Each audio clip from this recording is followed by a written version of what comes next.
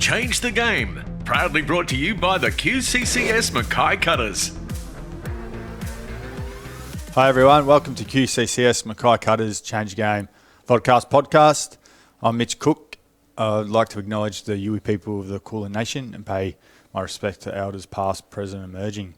Today, I'm joined on the hot seat with Steve Jackson from Mackay, Queensland State of Origin legend, 78 games in the professional ranks, and I'm very honoured to have a conversation with you today, Jacko. Hi Mitch, how are we going? I got to play 78 first grade games. Not that many. Well, I would have liked a few more.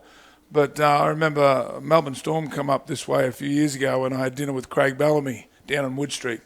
Just a lovely guy, Craig. And he said, so Jacko, how many Origin games did you play? And I said, I played 9. He went, you played 9 Origin games and you only played 78 first grade games. And I went, yep.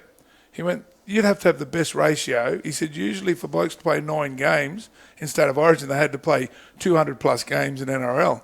I went, oh, well, that's a good feat for me. Yeah.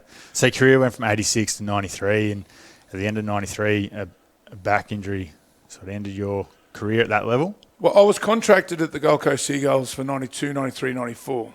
And it was probably the best contract of my life. Well, definitely was the best contract of my life. I went to Canberra in 86. I left Magpies here. I played Magpies all my life. And I kept signing one-year deals. And I signed for $500 in 1986. And I earned $1,200 for the year. If I stayed here in Mackay and played for Magpies, I could earn about $4,000. And but I would have never got to play all them Origin matches if I didn't. So it was tough work in Canberra. I was just talking, because it's pretty cool here at the moment, and I was just talking to the young lady before and saying that I had a job at IPEC, and I used to ride a push bike from Queanbeyan to Fishwick, which was about 13 kilometres, and minus 5 degrees on push bike. And it was tough. It was so tough in 86, and I hung it out. I toughed it out. And then 87, I got a bit more money. That's when Don Furner co-coached with Wayne Bennett. And then 88, Tim Sheens come along. And then 89, I got the chance to debut in 89 and play in a grand final. And so that's where it all started. Then went to West in 90, 91, and then the Gold Coast Seagulls 92, 93 and 94. I had the back injury here in Mackay, from all places. Here in Mackay, we had an end-of-the-year trip. We played a young gun side from Townsville, because Cowboys weren't in back in them years. Yeah. And we played at the Junior League grounds. It was a Laguna Keys challenge. At 93, it was end-of-year trip. And I remember I went to catch a ball and I was top heavy and my head hit the ground because when I was catching the ball, I had no way to brace myself, and I felt this burn go right down the middle of my back. We finished the end-of-year trip, which you've got to do. Mm-hmm. And then I got married that year, and then my back, we went to Hawaii for our honeymoon, and my back just got worse and worse, and I had a prolapse disc of the L5, and I had that operated on just before Christmas 93, and then I tried to come back and train too early for 94 because I knew I'm 27-year-old, I'm not many more chances to play for your dream, and that's to play for Australia. And I come back onto the training pack too early, and I had to have another operation on the same. It was an L5 S1 discectomy, they called it. And so I had the second operation on the same disc a month later in February. And I had to play a fixture game for Gold Coast to pick up my contract money. And I ended up playing, and I ended up playing another 3 more games, and that was it, 94, and I retired. Yeah, well, and cut short way too early, as you're sort of alluding to. And it's a lot of, take me to that period and when you then retired, what was next? Did you come back to Mackay straight away? Did you stay down in the Gold Coast? And it was a horrible time of life. It was I was in a dark room and there was no light, and I'm pretty strong character. And some of the things that went through my mind, I'm lucky to be here as an older man now. Everything left me. The game that I played since I was 5 years old, at the highest level. And my wife left me not long after the game left me. And I struggled. My job went as soon as the contract was over. My job went at the Seagulls, and it was 90. It had to be 94, 95. April 95 was when Lise left, and I was gone. I was 4 weeks. I was there on my own. My mum, lucky she flew down, and I hadn't left the house for 4 weeks, and I started surfing. It was funny because when I used to go to training at the Gold Coast, I used to stop at all the point breaks and watch these surfers surf, and I used to think, geez, I wish I could do that. But off I'd go and do a weight session because that was my chosen sport. I'd do weights. And when I retired, and when Mum come down, I bought a surfboard. I said, I'm just going to start surfing. I started surfing for 7 months. And Any good? I ended up being pretty good, yeah. I ended up going up and some pretty good surfer. A mate of mine, he'd surfed for 30 years, and he said, Jacko, we're going out today, and there's a lot of good surfers that aren't going out. It's pretty big. I said, yeah, I'll have a go. I got smashed. But like I said, I surfed for about 7 months, and then I ran out of money. And I rented the house out, and when you're in that kind of situation, like nothing good was happening. And so I went back to family, and that's usually what you need to wrap yourself around. And I was like a lost little boy from the age of 28 to 32, because in my mind I was still supposed to play at the age of 32. And when you got gaps like that, it's usually bad things you start doing, and things out of character, and so I did. I struggled for a long period of time, and then I met Shannon, the mother of my 4 children, and bought a business, and then things started looking up, and I'm still here today.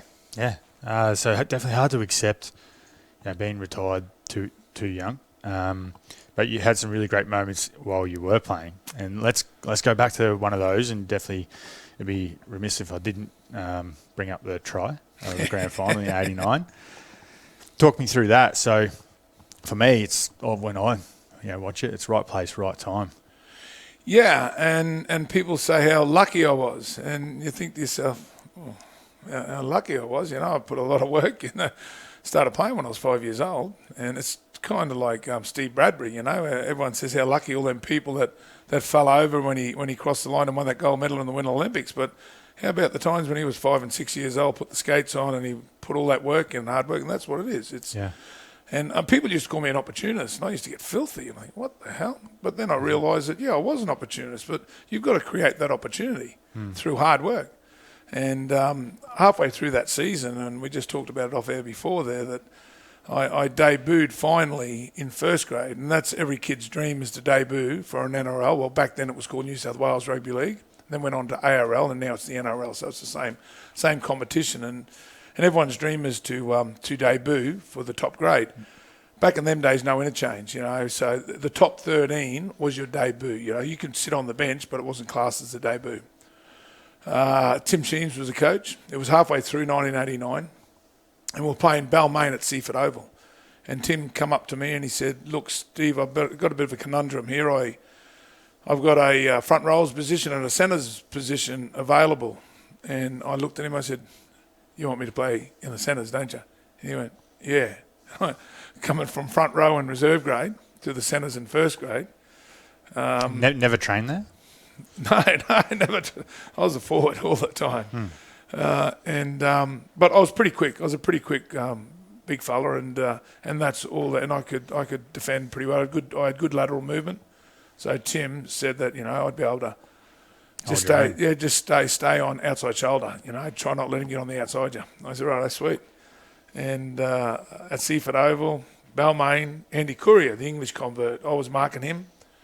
And it was off a scrum. It was only 10 minutes into the game, and Gary Jack took it out to the left-hand side, and Steve O'Brien was the winger, and he picked it. And I was swinging off Gary Jack's shoulders, and as Steve O'Brien come inside, he hit me bottom of my leg, and it felt different. I got up, and when I moved my foot, I couldn't feel below my knee. I thought, oh, you're kidding, something's wrong here. I haven't felt like this before. And I was already behind the 8 ball. I'm a front row playing in the centres, and I've done my knee. And as I've said before, there was no interchange. Once you got replaced, that was it. And I tried it. I got him to strap it as tight as you could. I said, just strap it as tight as you can. And I stayed on for another 15 minutes. And Andy Corey ended up going around me scoring a try, and I got replaced with about 5 minutes to go before half time. And I remember sitting in the dressing shed by myself, having a bit of a soft moment, thinking, my whole life I've been wanting to play at the top level of this game that I love with a passion, and this happens to me. And then on the Monday I went into the physio and saw a doctor, and they said, well, look, it's a medial ligament strain, or tear, sorry. And they said, we can't operate, but you'll be out for the rest of the season. And I said, what's my other choices? And they said, well, you can physio it every day, you can rehabilitate it, but then still you might need an operation. So I said, I've got to give it a chance. So I did that. I was physio sometimes twice a day, morning, afternoon. I was leg training, I was in sand, I was doing weights. I just worked so hard to get back on the paddock. And back in '89, Canberra had a very strong club. Our 21s made the grand final against South Sydney. They were beaten by South Sydney in that grand final. My reserve grade side was, we played Parramatta in the prelim final the week before the grand final. And I'd come back a week before the final started. So I'd had about 4 games leading into this game against Parramatta. Yeah, so what round did you do your knee? I think it was about round 11. Right. 11 or 12. I'd have to look back in the books, but about mid-year, yeah. So I was out for about 9 or 10 weeks. And so then I'd had them four games back through the finals with our reserve grade side, and then Parramatta beat us in extra time. And I remember sitting in the dressing shed again. Oh, God. Just would have loved to play in a grand final. Doesn't matter what grade. Reserve grade would have been fantastic. But as it worked out, that we didn't. And then Tim Sheen's come in after the A grade, because A grade had to play right through to make the grand final. They come from, they had to win 9 games in a row to make that grand final. And Tim Sheen's give me a tap on the shoulder. He said, look, Jacko, we've got a big bench here for the grand final. We had something like 24 players. So it's 11-man bench, only 4 get a run. Mm-hmm. And he said, well, I'm going to name you in that squad. I went, oh, beautiful. So you didn't play the prelim? No. I just played reserve. Yeah, straight in. Yeah, I got straight in with a week to go in the grand final, and I was a really late call-up. Mm-hmm. And so I didn't think I was going to get a run. That week, it was 5,000 people at training. It was just remarkable. I remember thinking, wow, this is more than what people watch us as a game. Yeah. And we went to the Travelodge in Sydney. That's where we were based, and we went there on the Tuesday or the Wednesday. And back then they used to have the grand final breakfast. These days they have a big luncheon. And I couldn't go to the grand final breakfast because they didn't have enough plates set out. So I had to wait back at the hotel with the rubbers and the strappers and wait for the real footballers to come back. So you're the only player. Yeah, I was the only one that didn't get to go to the grand final breakfast. And I went, oh, well, that's how sure I was of not playing. Yeah. So, which in hindsight, helped me so much because I had no nervous energy. I was a young player. If I knew I was playing... You're calm. Yeah, I was. Yeah, I was just relaxed. I remember my girlfriend come up to the hotel. We just went shopping on that Friday morning. And then come Sunday, we got off the bus. And it was just awesome. You're living a dream. And I had a brand new jersey. I remember sitting in the seats on the sideline, and there's a Winfield Cup badge, and I just kept going, ooh, how good's this? Yeah, shiny. Watching from the best seat in the house. Yeah. And as time tells us, as it went by, that 17 minutes to go. So what's that? 23 minutes into the second half. Phil Foster, his name was. He was Tim Sheen's right-hand man. And he said, Jacko, warm up. You sure you got the right bloke? Yep, warm up. Right. Well, would have been pretty nerve-wracking, but still, back in them days, you could get to the sideline and that player that you were going to replace has come good, whether he was injured or whether he was, he might have come good. So the touchy used to run on with the flag in the air. Remember when there was you had to wait for a break and play? Yeah. And he'd run on with the flag in the air and you come on and make the replacement. So still in the tunnel. You won't burn an interchange card. No. No interchange back then. You're off, you stay off. And I was in doing a couple of pretend stretches in the tunnel of the Sydney Football Stadium. You know, them calf stretches where you lean up against the wall and you pretend to stretch. The heart probably started racing then. And then over the top, you're on now for Todd. So the heart must nearly jumped out of my mouth right in that moment. I get to the sideline, and like I said, I didn't think too much about it. I just went and started playing. The ball just come in. Oh no, Paul Martin knocked it on. Just the time I got to the sideline, so it was a stop and play, and I went straight on. Packed and tied it against Blocker Roach. I replaced Brent Todd, the Kiwi international, and I don't know what it looked like, but if there was a corner of a brick wall in front of my head, I was headbutting that as hard as I could. Because back in them days, we used to have some rough and ready, some head clashes in them scrums. Mm-hmm. And were they talking to you as well?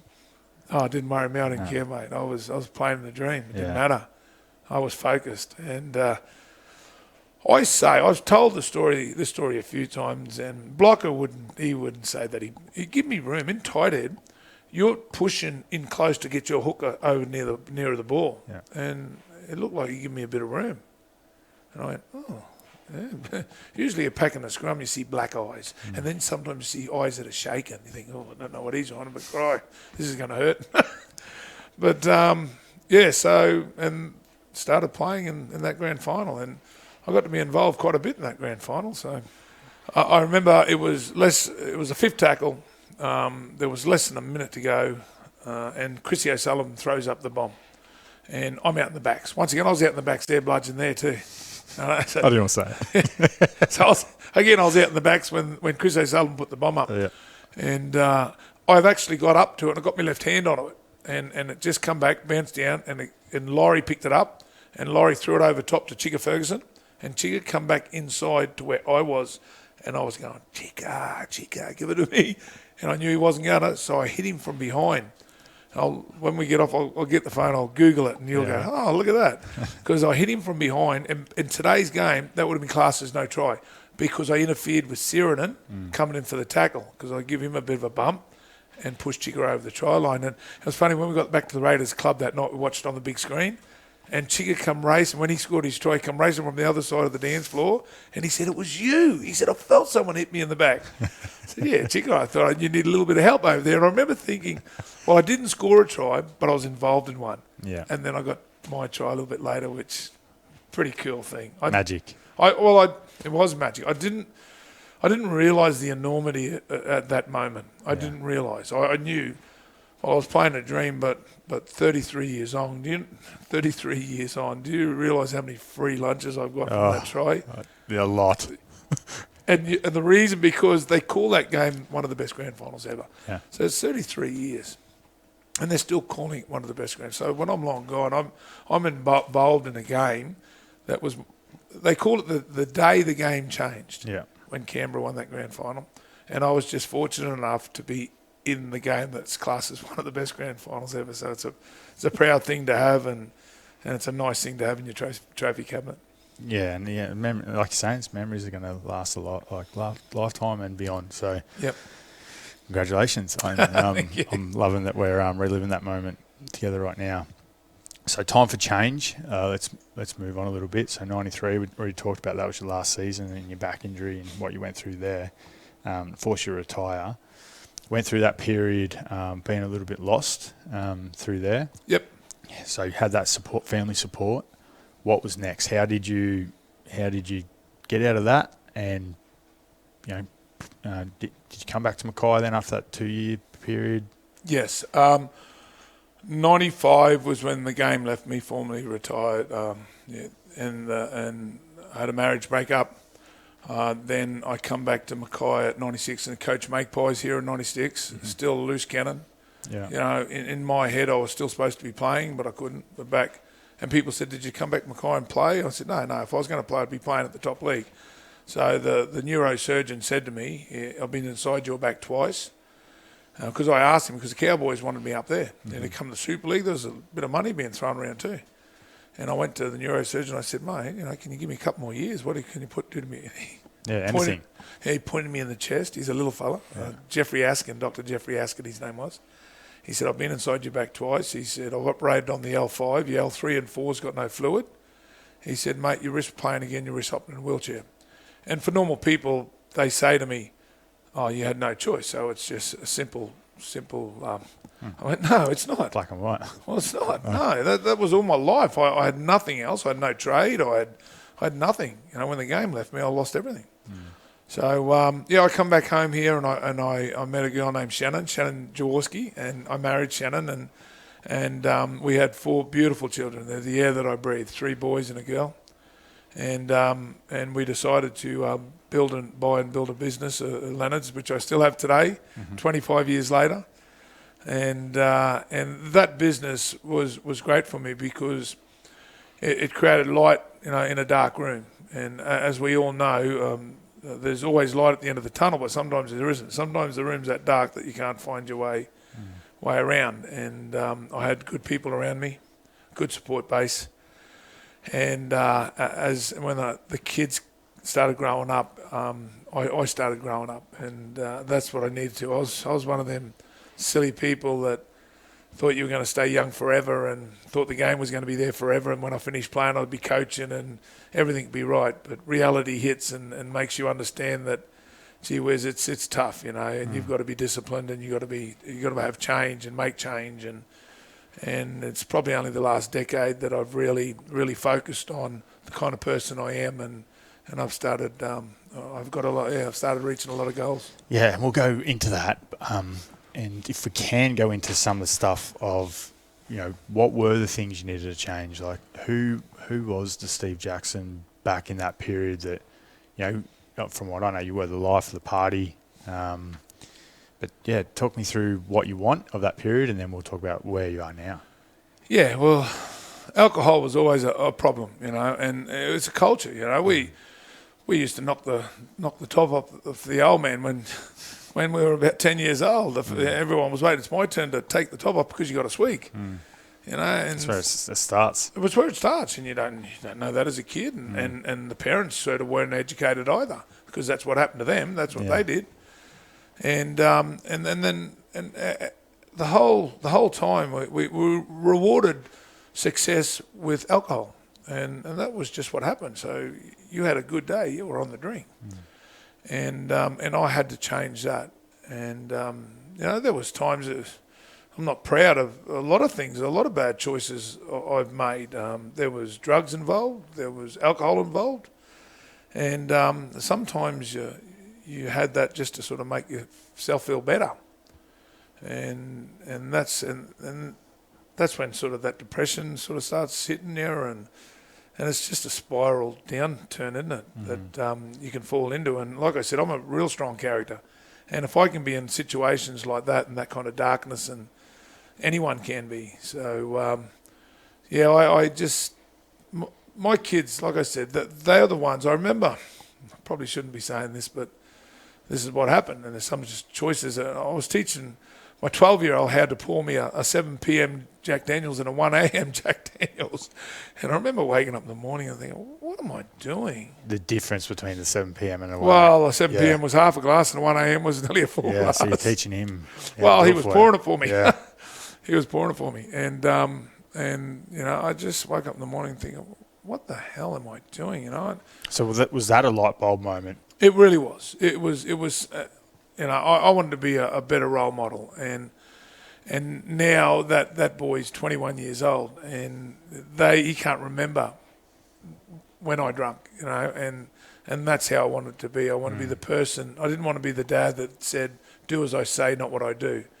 And as we all know, Wayne Bennett's an unbelievable role model, and I still have chats with Wayne quite a bit when things aren't going too well, and he's never drunk. He had a father that was an alcoholic, and then I started talking to these people. Craig Bellamy, I still chat with Ricky, and then my life in the last decade has just gone from strength to strength.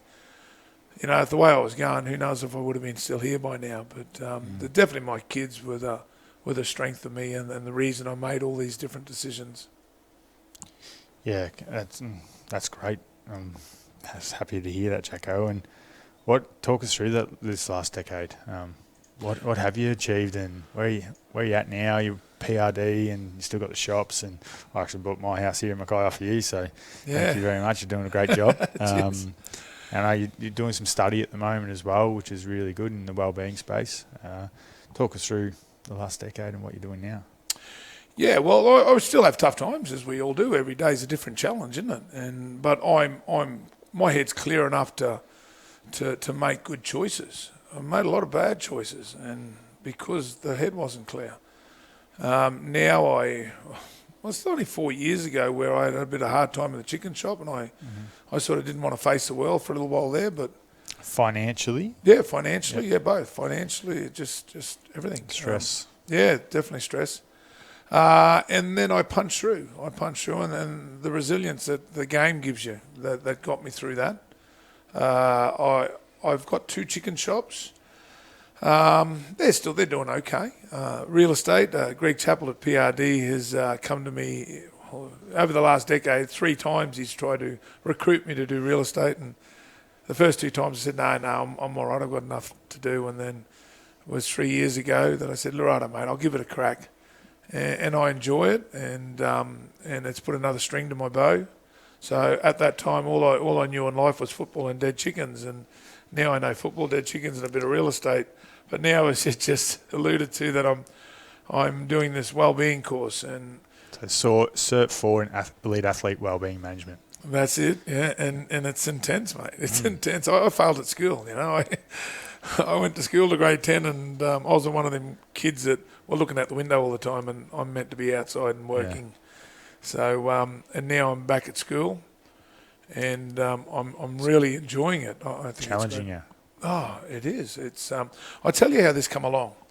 I still, like I said, I talk to Ricky Stewart, I talk to Craig, but I initiate the conversation by text. If Ricky's got a big game coming up, I say, "Mate, best of luck with your game tonight." And he always comes out, "Love you, Jacko." And then he sent me this link, and it was a link to a Paul Kent article in the Telegraph about C.O. Soliola. He was retiring from the game, and they didn't want to lose him at Canberra, so they made him their wellbeing manager at Canberra. And as you know, every NRL club have a full-time wellbeing manager. And as I'm reading this article, I'm just going, "Mate, that's me." I've made so many wrong choices in life, but so many right choices. And I believe totally it's not the person you were, it's the person you become that counts. And if people are going to judge you on the person you were, then do you really want to be around them people? And I've come a long way, and I've done a lot of change. And so in this article, I just went, I think I could help so many young players, or even older players, because I've been through it. Young players to show that mate, there's a lot of pressure on. You got to want it so bad, and as an older player that's gone through injuries, have to come back to the real world. I've been through that, and I thought, and transition as well. Yeah, and I've been at the top level, so they're wanting to experience what I've already experienced, but all the hardship, they haven't experienced the hardships that I have, and my just life experiences could help them so much. And I thought, right, what do you do? Go to the top dog. Go to Mr. Bennett. I sent Wayne a text. I said, "Wayne, I'd love to put my hand up for your wellbeing manager's job at Redcliffe Dolphins in 23. And he sent me a text back about 3 days later, said, "Look, Jack, I'll give you the qualifications. I'll tell you what qualifications you need, and I'll be in touch." But that's Wayne putting the ball back in your court, not Wayne going to do it for you. No one gets a free ride with Mr. Bennett. No. You've got to be better than what you got to offer. That's why he's so successful. And so I started ringing around, and I talked to the NRL wellbeing manager there. He got back to me and he said, "Jacko, I've done a bit of work with you when I was with the Cowboys." And I went, "Oh, hello." So I got Paul? Paul, yeah. So I got a bit of history there, and I got a contact there at the NRL, and he sent me all the stuff I need to do and put me in contact with Steve Johnson that runs these courses out of Sydney. And I've only just 3 weeks into this wellbeing course and realised that, holy gee whiz, I'm learning about the brain. Front rows haven't got a brain, and I'm learning about it. Jeez. Have you put it together with your hand yet? No, you know how to do that? Oh, that's it, yes. Yeah. Oh, you put the thumb across and that covers it there. That's the brain step. There we so go. You're learning. I'm learning. Some things are sticking in. And then I went and had a meeting with Wayne. I said, "Wayne, I'd love to come down just to show you what kind of character I'm these days." And Wayne said, "Yeah, right." So I flew down, and I was supposed to have a meeting with him on the Tuesday. I flew down on the Sunday, and he rings me up Monday, and he says, "Jacko, I won't be able to hook up with you on Tuesday because I've got to get out to the farm." And I said, "No worries." I said, "When will you be back?" He said, "Well, I'll be back Thursday. I've got a luncheon for South Magpies there at the Norman Hotel. And I said, how about when you finish that luncheon, I'll wait in the bar for you. And he went, right, I can do that. So I cancelled my flight and extended the stay till Thursday, and I went to the Norman Hotel. And he come out of the function, and he went, you're persistent, aren't you? I went, well, if you want something bad enough, and you're the man I've got to talk to. And Wayne, as everyone knows, doesn't shake hands too much. And I'm a big handshaker. So I kept my hands in my pocket, and I was sitting on the stool. And I said, Wayne, the story's quite long, but I'll cut it short. And he said, yeah, do that. No expression on his face, yeah, do that. Right. So, and I said to him, I've been in the chicken shop 25 years. I love the game with a passion. I love the player with a passion. And I think my experiences of wrong and right choices would be beneficial to the young player that. And he said, yeah, and he listened to me, and we chatted for about 15 minutes. And he said, well, look, Jack, I'm not going to offer you a job. He said, I can't because it's a specialised position. You've never done it. He said, go back to Mackay, ask the cutters if you can use their organisation to lean on to do this course. And he said, just hang around the boys, be around the boys, and just knock on my door in 12 months' time and doors will open. And that's where I am now. That's why I've done it. Yeah, that's exciting. Yeah. It's great to have those connections too and networks, and you've got to use them to your advantage. But what you're doing is you're putting the study behind it and the work. So once you get that qualification, then you'll be... Well, as you know, it's not just rugby league. No, the world needs right. people to help other people, you know, and that's well-being. And you don't realise it. If I knew this stuff at the age of 20, my life would have been so different. Game changer. Yeah. Well, I got through because I was tough. You know, I was the kind of character. I was streetwise. You know, you could put me in the middle of New York with no money, and I'd find my way home. And that's what got me through. But it's just like I teach my kids now. I said it's just like running your car on dirty fuel. You know, it's just going to stuff the engine up. So this well-being stuff, it's amazing what I'm learning so far, and I think everyone needs to have an insight to what's happening with this stuff. Yeah, invest in your own mental health and your own well-being. And everyone has their well-being, and depends where you're sitting day to day. And the more you can understand how to have, pick yourself up from a bad day and get yourself back to where you need to be. That's that every day there's that opportunity to have a bad day, isn't it? You're going to have them bad days, but it's giving you the tools to override it and get through the other side, and that's exactly what this is about. You're always going to have bad days, but how do you get through them, and what tools do you need to get through it to the best of your ability? Yeah, and you're just saying it's not just rugby league too, especially for this course. It's an opening in sport and business, and there's going to be more opportunities in the wellbeing space for work. So credit to you to jump on it now, because it is still in its early days, and there'll only be more courses coming about as well. So yeah, it's a big advocate for it. So again, if anyone out there, will give Steve Johnson and Wellbeing Science Institute another plug. Check them out there. Definitely. Well, there's 26 in our course. There's a young fella over in China, one in New Zealand, Western Australia. They're all over the place, and they're 25 to 35 age bracket. I'm 56. Glenn Lydiard, he's at Penrith. He's doing it, so he's a little bit younger than me, but never stop learning. Geez, I just love learning different things, and it's testing, but it's fulfilling. Yeah. Let's talk about rugby league in Mackay. What does the game and Mackay, or the game in Mackay, mean to you?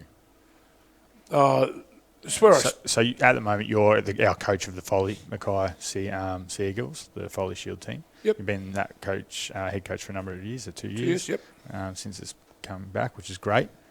Where do you see the game now, and where was it, where is it now, and where do you want to see it in Mackay in the future?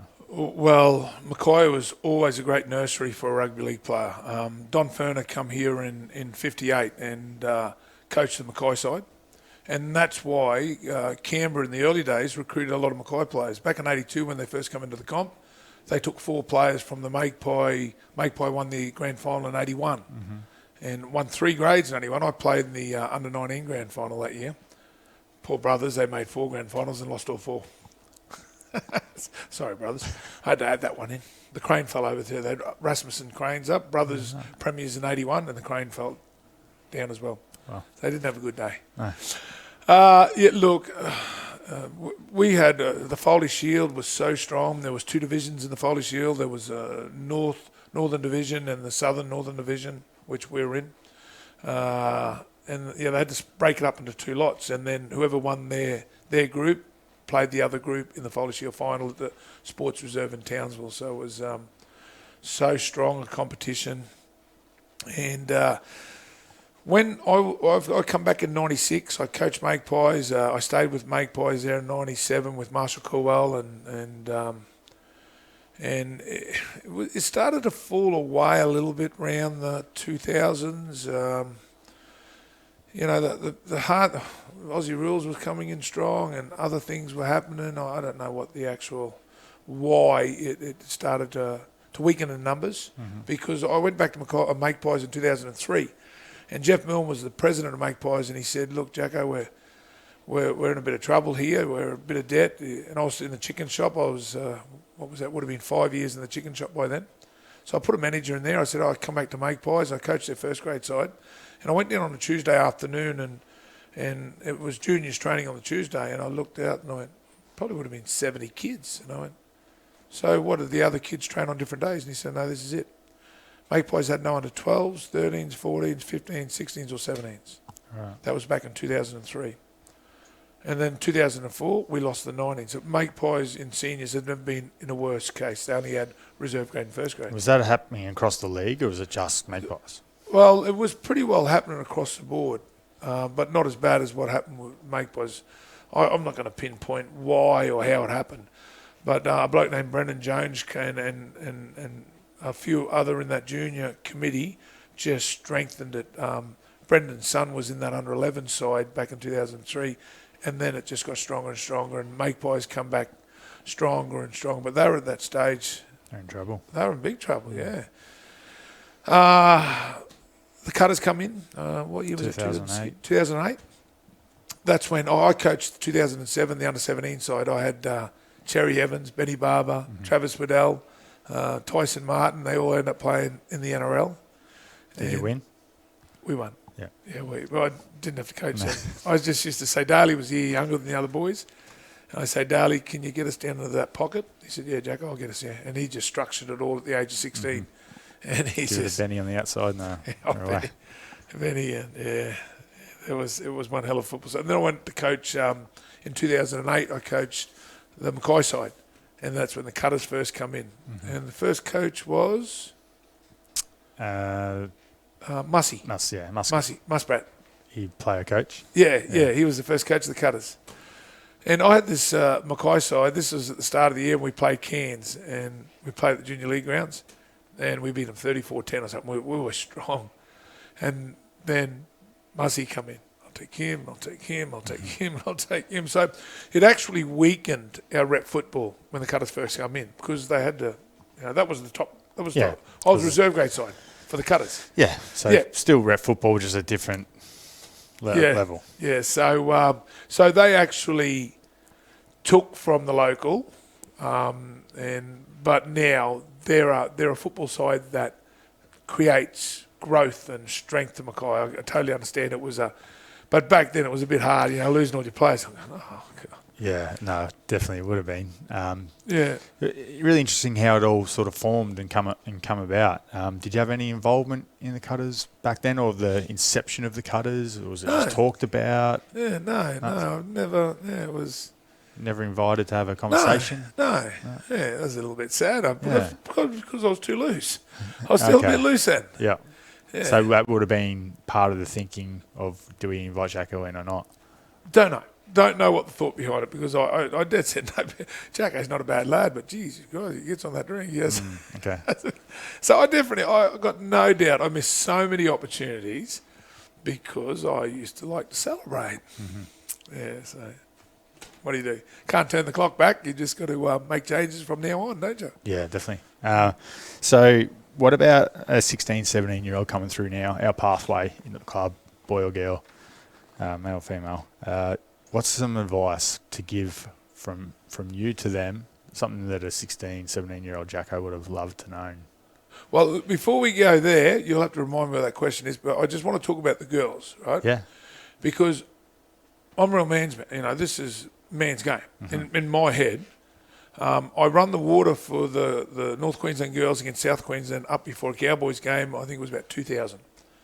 And I remember, I was just thinking, someone's going to break their neck here. They just ran straight. Their effort, their courage was amazing, Yeah. but their technique was loose. And as we know, you get hit on top of that head, and then it just comes so far because the girls are starting at the age of 6 and 7 now, like the boys, and they're just so good. I watched that New South Wales play Queensland at North Sydney Oval about 3 or 4 years ago, and I thought, wow, these girls can play. And look at Renee Kunst playing for Australia, and all the quality girls we've had coming out of Mackay. What a pathway! What an amazing thing for them girls. So you know what? They've swung me. No, They've swung me. It took me a little while. Yeah, and I bet you're not the only one probably in that position. Definitely. There'll be a lot that have had similar thoughts. Yep. But it's to be celebrated now. Also then too, but to see the progression of where they've come from, and all those girls and women who have blazed that path to get to where they are now. Mate, you're dead set right. And all your headstrong males that said this is our game would have turned by now and just went, mate, they can play and let them play. Because they're attracting crowds. It's exciting football. Yep. Yeah, no, it's good. Well, talking about the young fella, because that is an age where your brain hasn't even touched on being smart enough. They talk about 25 is when your brain starts at full capacity, and 16, 17, and 18, and your license and your nightclubbing and alcohol and the opposite sex, and there's things that can steer you away from the game. But all I can say to that 16, 17-year-old boy or girl that wants to be the best football player and play at the top level is be resilient, is never give in. Even if the room is that dark, find that light, and you just keep punching your head. You just keep punching ahead you've got to love the game with more than you loved everything. I love my mum to death, and I say that I love this game with as much as love as I had for my mother, and I did. No one got between me and the game. The game was so important to me. If the game would have said to me as a 21-year-old back in 1986 that you can't drink no more, you've got to give it away, I would have given it away. So that's how much I love the game. And I love showing off to the bloke beside me. That's where my front row partner, always at half-time, I come off and I looked at his hit-up count, his tackle count, and I had to beat him. And you got to compete with your peers, and I could just love it to death. It becomes a part of you. The game makes you the person you become. It really does. All the characteristics you've got through life, that game is so important to you as a person growing up.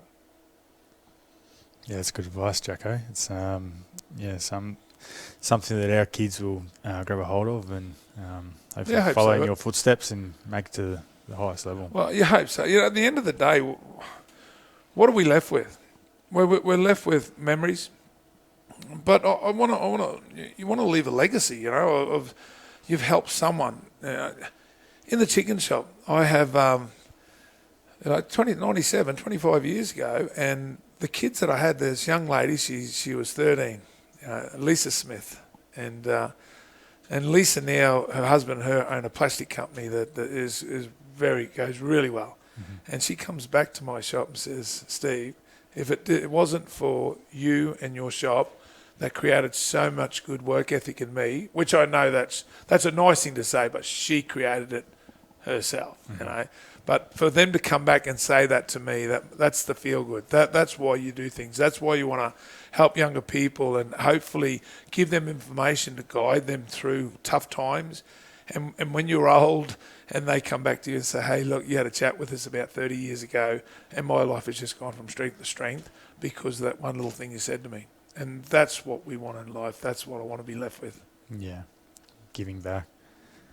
Yeah, and it costs you nothing. Yeah, it costs you nothing, mate. No. That's what I say to staff when they come into the shop and they're feeling down. I said, choose your attitude. Costs you nothing. Good saying. Yes. Jacko, thanks for the chat. This is it's been great. One of the better ones I think we've had now in the hot seat. Not I keep calling it the hot seat. It's not a hot seat at all. No, it's quite nice. Very nice. Love it. Yeah, I hope you've enjoyed it, and it's been great seeing you around the cutters, and you're always welcome. Thank you very much, Mitch. It's been good, mate. Thanks. Cheers, good man. Change the game. Proudly brought to you by the QCCS Mackay Cutters.